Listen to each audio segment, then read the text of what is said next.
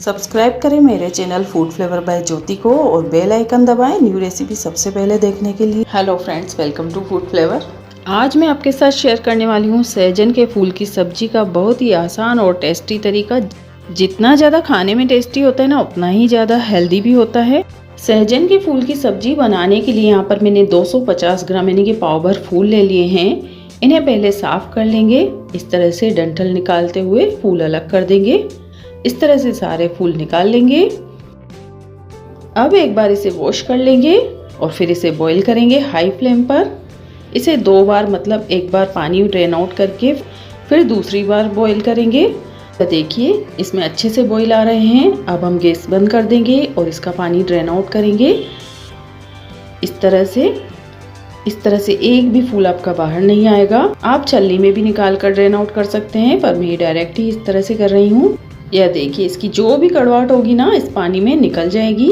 तो इस तरीके से मैंने 2 बार पानी निकाल लिए हैं और अब लास्ट में पानी डालकर 4 से 5 सीटी ले लेनी है ताकि अच्छे से सॉफ्ट हो जाए।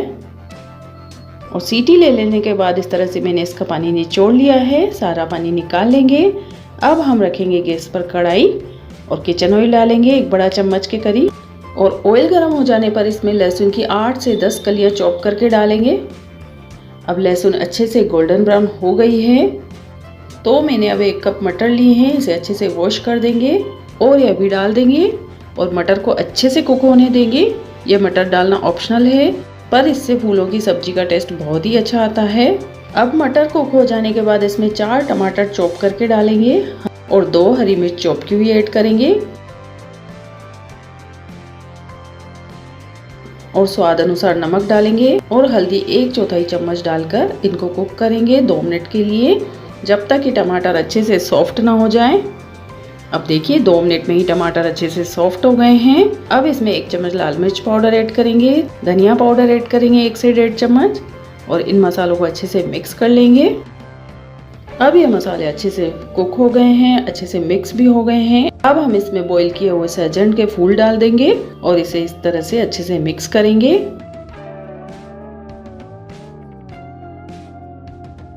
सहजन के फूल अच्छे से मिक्स हो गए हैं। अब हम इसे कवर कर देंगे 3 से 4 मिनट के लिए लो टू मीडियम फ्लेम पर। अब 3 से 4 मिनट बाद हम इसे देख लेते हैं। ये अच्छे से कुक हो गए हैं। इसे ज़्यादा नहीं पकाना है क्योंकि ये पहले से ही कुक है। तो वैसे तो ये ऑलमोस्ट रेडी है, पर अब हम इसमें थोड़ा सा पानी ऐड करेंगे। थोड़ा सा मतलब एक छोटी कटोरी के करीबन मान कर चलिए, बस इतना सा पानी ऐड करना है।